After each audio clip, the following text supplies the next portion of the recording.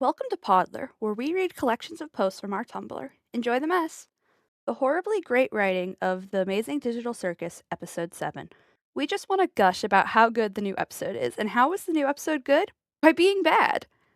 In Episode 7, the circus gang meet a new human player named Abel. Abel explains the entire existence of the circus, how they got there, who made it, and most importantly, how to get out. All of this was explained in an overly long info dump. At first, this felt, well, disappointing.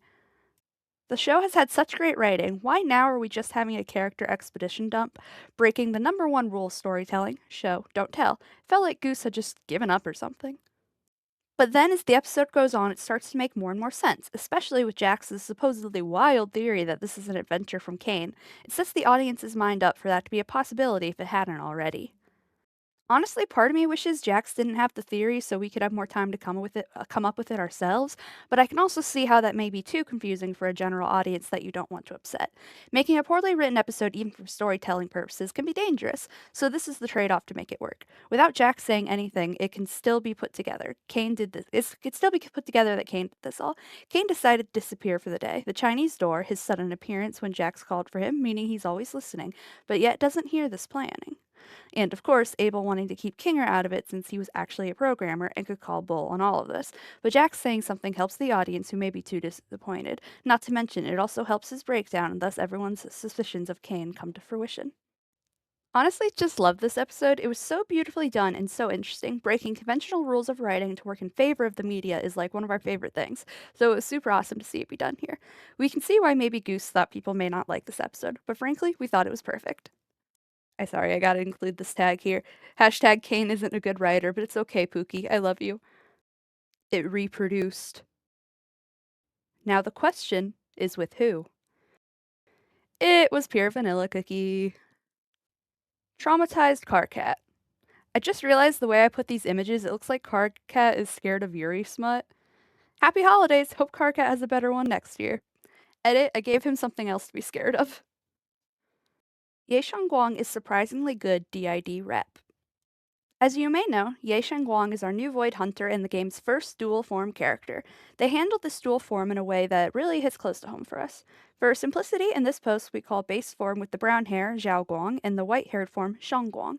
Zhao Guang states that ever since she was a child, she's had a second version of herself. DID presents in childhood. Now, while we are not saying she directly has DID, it's more like coding. But it is cool and accurate it was presented in childhood. At first, to both the audience and Belle, Shangguang seems not trustworthy, selfish even, but as the story goes on, all she wants to do is live and protect herself and Zhao Guang. This is exactly what a protector is in a system. They are an alter who keeps the system safe by any means necessary. Sometimes they come off as mean for this, but everything they do is for protection of the system. This is usually where the evil alter idea comes from, as again, protectors are sometimes misunderstood as harsh or evil, but Shangguang never is. Sure, mysterious, a new presence, maybe rude at most, but never evil. Later in the chapter, it is directly stated that Jiao Guang and Shang Guang integrate as one. In DID, integration is when two or more alters become one. We believe this part was done very well. Integration can be a touchy topic. It used to be that integration was the treatment for DID, but it is now recognized that not all systems want that. They should strive for connection and communication, but do not have to become one unless they want to. But they're also totally allowed to, again, if they want to. It took Shang Guang a bit to warm up to the idea, but eventually she did, as her heart beat in sync with Zhao Guang's. The whole narrative of these two discovering the meaning of their lives and choices within past memories really just resonated with our own experience with OSDD, basically DID light. No, I've been diagnosed with DID since writing this. It was really cool to see, especially in such an unexpected place. The Gunnar game of all places. If Gunnar game, why God tier writing? Arcane and Stranger Things, treatment of abuse victims. A short ramble. Storytelling can be used for many things. It can be used to inform the masses with metaphors, it can be an escape from reality. It can even be both things at once. No one style of writing is better than the other. Instead, it entirely depends what the author is going for and how they decide to tell that story. Authors have freedom of speech. They can tell any story they want, however they want. That doesn't mean they won't that doesn't mean they aren't problematic ways to tell stories. Take, for example, two massively popular TV shows that fell victim to the same harmful rhetoric. Arcane and Stranger Things started off as massive Netflix shows, greatly praised by their audience for masterful writing and visuals. In both of their final seasons, the shows were hounded for its mistreatment of female characters, specifically of its mentally ill, abused women. In Arcane Season 2, Jinx commits suicide to end the cycle of violence. In Stranger Things Season 5, Eleven kills herself to end the cycle of violence.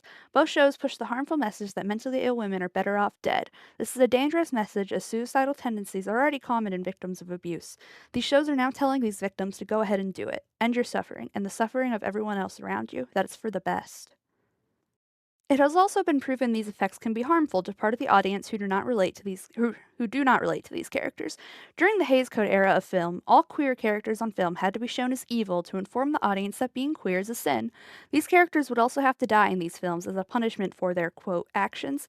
This became so ingrained into the audience's brain that they would actively cheer on the death of these queer characters, furthering the stereotype against real life queer people. Did the writers mean this message? Likely no, but when such ableism is common in society, these things sneak into the writing. Writing can be used as a way for the author to project their worldviews, and if not done carefully, harmful stereotypes can break through. Does that mean these shows should be illegal? No, of course not. But it is then the job of the audience to tell the creators what went wrong so everyone can improve their mindsets in future works. Turning my anger into productive schoolwork. Yeah, I did do this as a school assignment. Robot Aria ZZZ app icon. Thought an Aria icon would be cute, so I went ahead and made it. Really proud of how it turned out. Super excited for the Angels of Delusion to finally not be a delusion any longer. As I'm sure you noticed in my videos, I use this as my beta icon, and that's probably all I can say about that. Love me a man in a maid dress. Got these two figures back to back in the mail, which was hilarious and not timed at all. Genuinely, it wasn't. We ordered this jack so long ago to the point we forgot we bought it. A personal clarification for our stance on media censorship and representation. You know, I kind of realized how some of our essays could, from a glance, sound like conflicting views, so I wanted to give a quick PSA on the difference of them, I suppose you could call it. I've written essays where I talk about how censorship can be harmful and how dark shifts can be used as a coping mechanism and how these things should be allowed to exist in fiction. I've also written about the dangers of stereotypes, harmful representation, and rhetoric in fiction. So, how do these two things work together and not contradict? The belief that fiction absolutely cannot affect reality is simply not true. It can, but it is not one to one. Let's say one person likes an underage ship. They are not grooming a real child, as that fictional child does not equate to a real one. They are simply a narrative device, not a person. But let's say we have a movie that pushes the narrative and agenda that all queer people are evil. That piece is specifically trying to convince the viewer of such things. This was common during the Hays Code. There's no piece of media trying to convince you to convince you murder and rape are good, but if there is, I think that media has bigger problems than some measly shippers online. There's also the case of overabundance. Back during the days of the Hays Code, every media with queer characters had to depict them as evil or punished for their actions with death. Nowadays, this is not the case. We can have stories with evil queer characters because we also have stories with good queer characters. We've reached the point in media representation where we can all respect queer people can be good or bad just like everyone because they're human. Now, let's take something like DID, where in almost all media they are seen as the villains. This is why, despite the great writing of the boys, having Homelander have DID is a problematic choice. If we lived in a world where DID was seen as normal and we had heroes with DID in media, then it'd be okay. But that's just not the world we live in. But maybe one day. Now, let's look at media. So much media has ships and themes that are lighthearted. And we have dark themes, dark romances, etc. Both coexist, none overtake the narrative. So, yes, while media can affect the mind, the true danger of it is low. If a media really did convince a person to commit a crime, there was already a deeper issue present. Media is only convincing those of things they've already heard. Mentally ill people are dangerous, queer people are groomers, we've all heard it before. Don't think we've had many advocates for vicious crimes. Fiction can be used as propaganda to push the needs of society. No one is using this idea to push for crime, as you simply could not convince the average person to do this. It is not something present in their mind already. There's also the case of who gets to control this censorship. The government? Well, we've seen how that goes. They go right back to the ways of the Hays Code, banning queer people altogether, calling them pedophiles and groomers. It is an almost impossible line to walk. It is up to the viewer and the author to have their own sets of morals and opinions. Something can exist, and you can criticize it. No one should ban it. This video is being recorded after the UK arrest of Mimi the VTuber just happened, and that's why I think this essay is even more important now. You can find lowly porn and whatever gross as you want, but One, harassment shouldn't be a thing, but two, the main thing, we should not have the government be able to arrest us for freedom of speech or also under the First Amendment, freedom of art expression. I know this is in the UK, but First Amendment's pretty good. We should all have freedom of speech everywhere. And that's that. The UK is terrifying and the US wants to follow, as does a lot of the world. Yay. Those are just my opinions based on countless research on the topic, both personal and from my college education, as film school deals a lot with propaganda. I swear to God, I've learned more about World War II more now than I have in any history class. Tag. Felt like writing it because if someone asked me on stream, my brain would break, but I can't answer anything on the fly, I swear to God. It's OCD or dyslexia. I don't know, but I freeze on the spot. Hashtag also, it's an interesting discussion. Goes to the mall for clothes. Walks out with. Hashtag they even match for spring. Ah, I can't go high pitch. It doesn't pick up. Angels of Delusions, phone wallpapers. Made these wallpapers for AOD because they've taken over as our favorite ZZD characters for reasons extremely close to home. Basically, everyone in our system loves AOD because each member is very similar to us. Serena relates to Suna's high anxiety and childlike demeanor. Esther relates to Arya's more level-headed attitude and overseer of the relationship of the other two. And Briar relates to Nongong being the trickster and louder of the group. We do tend to relate to multiple fictional characters of a group rather than one single character, so it's so funny how well these three line up as us. So yes, they'll always have a special place in our heart. Plus, they make good music. Lily Love Braids phone wallpaper. Made another wallpaper, this time for Lily Love Braids. Is this literally just Lily's render rotated a bit on a black background? Yep, but that's just how beautiful she is. She doesn't need anything else. Ensemble casts in media. Lately, there has been some discussion, or discourse actually, in the Amazing Digital Circus community about how Pomni and Jax are the main characters according to Gooseworks herself. We figured now may be a good time to explain how ensemble casts work in media. An ensemble cast is when your story doesn't really follow one group of people. This is shown perfectly with our circus cast of Pomni, Jax, Ragatha, Gangle, Zubril, and Kinger. Kane and Bubble are the main and some antagonists, respectively. The thing is, it is basically impossible to focus on all of these characters equally, especially in such a short time frame. That is why in all ensemble cast media, 1 to 2 characters are chosen to be the mains of the group. These characters tend to lead the emotional heart of the story. Does this mean other characters never get screen time or emotional stories? No, of course not. All it means is that the two main leads will drive the story, usually emotional but also general plot, forward the most. This was a fun lesson we learned in our screenwriting class in college. The movie we used for example was Little Miss Sunshine. In this movie, we follow a family on a cross-country road trip to get the Little Miss Sunshine beauty pageant. While the whole family is present, the main focus is on two characters. The daughter, Olive, is the main focus, while her dad being a secondary focus. Both are the main characters of the story, despite being in an ensemble cast. The main emotional-driven story centers on them and their relationship as they grow closer throughout the film. If we relate this back to the digital circus, then Pomni is Olive and Jax is the dad. Of course, these characters do not share that relationship to one another, just an example from a movie that does an amazing job with an ensemble cast. You can have criticisms about this if you do not like how the show handles it, that's fine and normal, but never harass the creator of a show over a disagreement in a writing discussion. It's a TV show. Go find something productive to do. We currently live in a system that is falling apart. Take your anger out on that instead of innocent showrunners. Oh my god, all my posts have these. I mean, to be fair, it's a fucking problem and it pisses me off. Made Lily Love Braids coloring page. We love Lily, we love maid dresses. Must combine. This was probably the most editing and actual drawing we've done for these coloring pages, but it is a lot of fun to take PNGs and Photoshop them together to make unique line arts. That's what we did for Magical Girl Bubble for our Amazing Digital Circus fic. Alright, give it up for the longest post we're reading today. Personal biography playlist. Did I say longest playlist we're reading? I meant post. Dear God. Personal biography playlist. This is a fun assignment where we got to make a playlist and write how we relate to the songs, especially in terms of being a minority, as it is a race, gender, disability class. Did we overshare? Probably, but we are proud of who we are and don't give a shit about hiding it anymore. Also, please note, when I say overshare, this was not just to the teacher, this was a discussion post.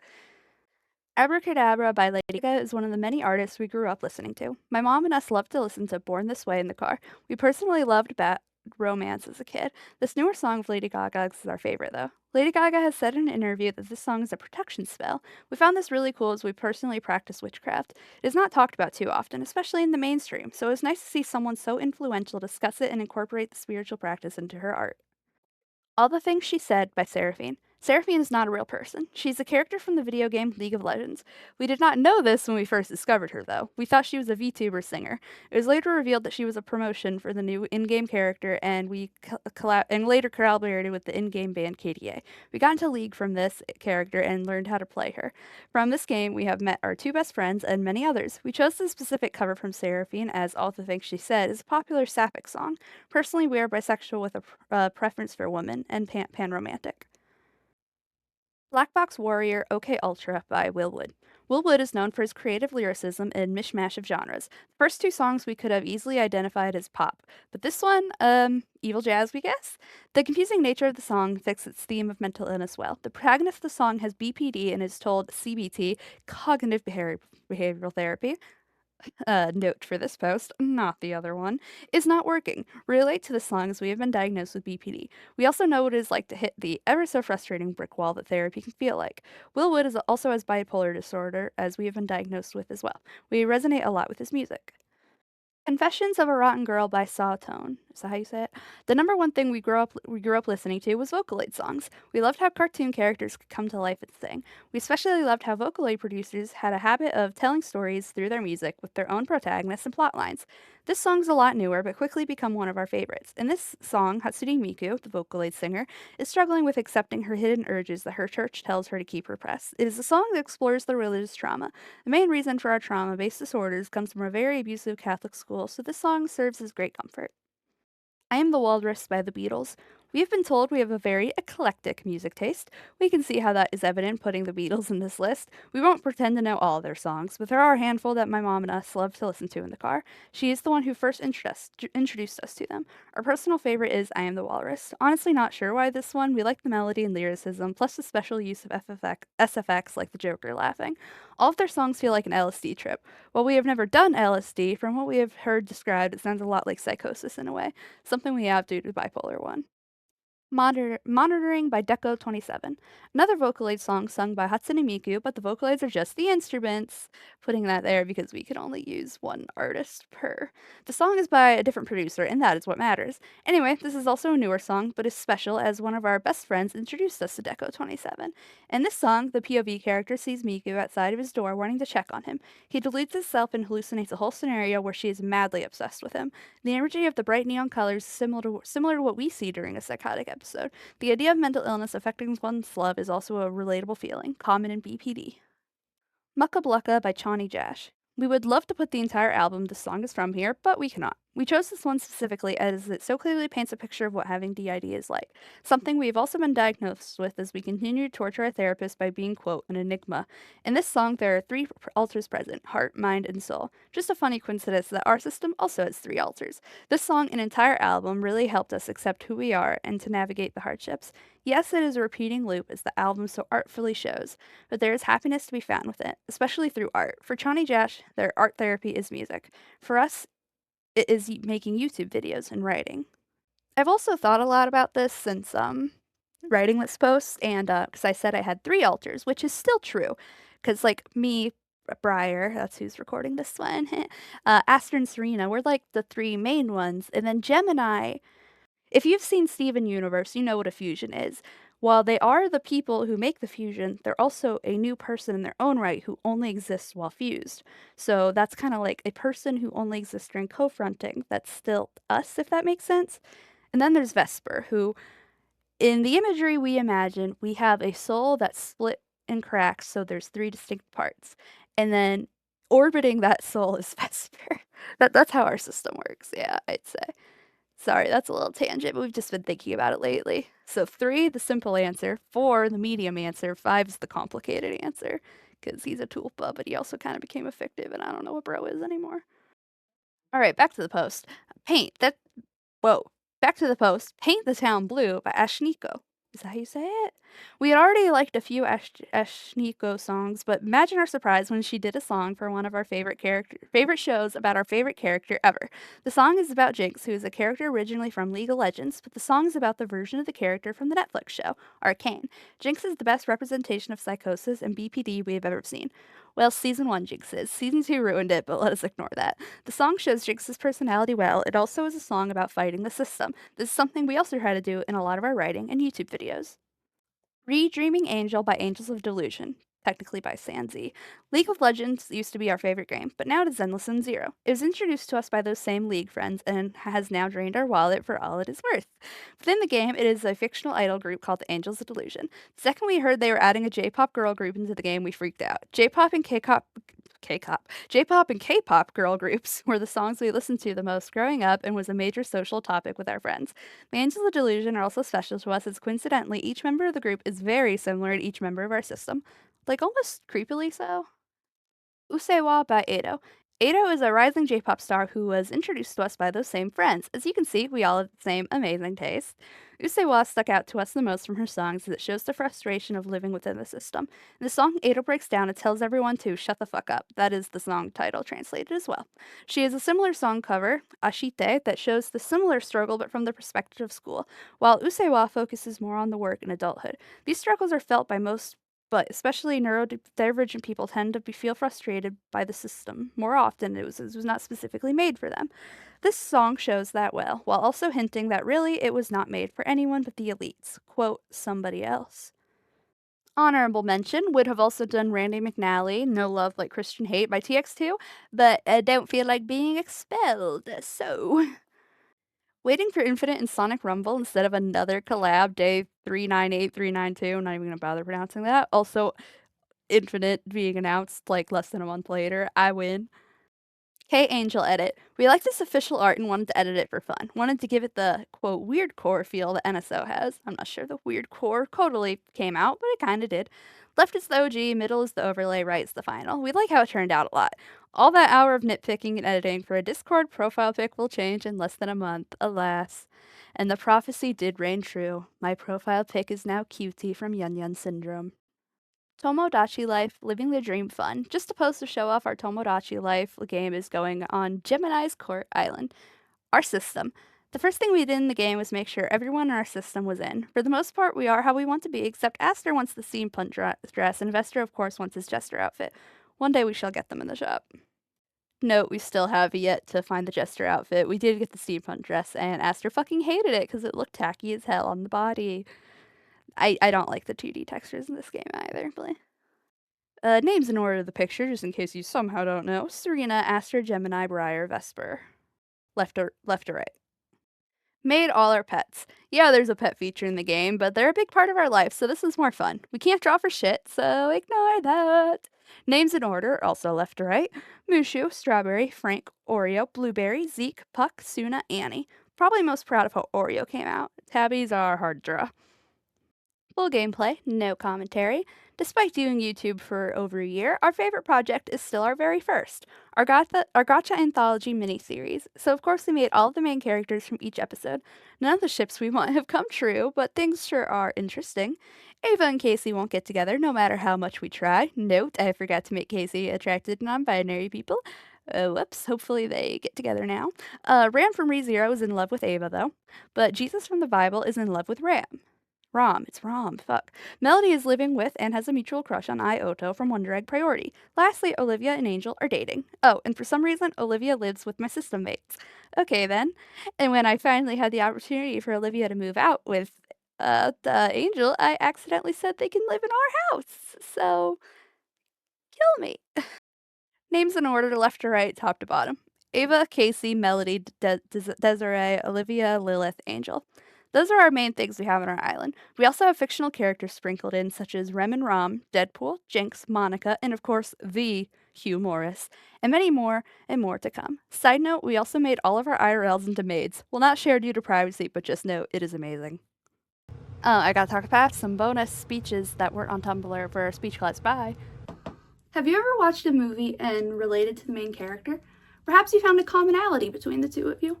Humans like to be accepted and loved, but not everyone gets that in media.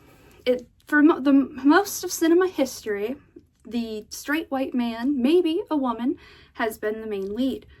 In more recent times, we have been able to get people of color and queer characters, and even disabled characters. But there is one certain disability that is still villainized to this day. Have you ever seen the movie Split? If you have not, this movie is about a man who kidnaps 3 girls. But the secret is this man has multiple personalities, one of which is a vicious killer who can somehow twist and turn his body, which I don't think DID does, but I digress. If you don't know, dissociative identity disorder is characterized by having multiple personalities and time gaps, aka you lose parts of your memory, usually associated with changing alters, which are the names of the different people in your head. Now, why am I qualified to talk about this topic of villainization in media of DID and what should be changed? Well, I personally have DID, and I also have been I am very interested in psychology, and I like to research it in my own time.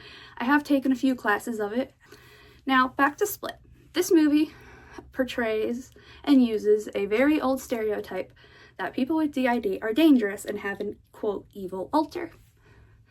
This goes all the way back to movies like Alfred Hitchcock's Split, Alfred Hitchcock's Psycho in the 60s. In this movie, the main character, the main antagonist, dresses up as his mother, a woman, but he truly believes he is that mother. Not only does this portray DID being evil, but also cross-dressing and queers. Back in the days of the Hays Code, which was an old censorship law that stated that all immoral things in movies must be punished or just not shown at all. These things that were included immoral included things such as queer people. So thus, anytime a queer person was on screen, they must be evil and killed. This led to audiences being excited and even cheering for the deaths of these queer characters.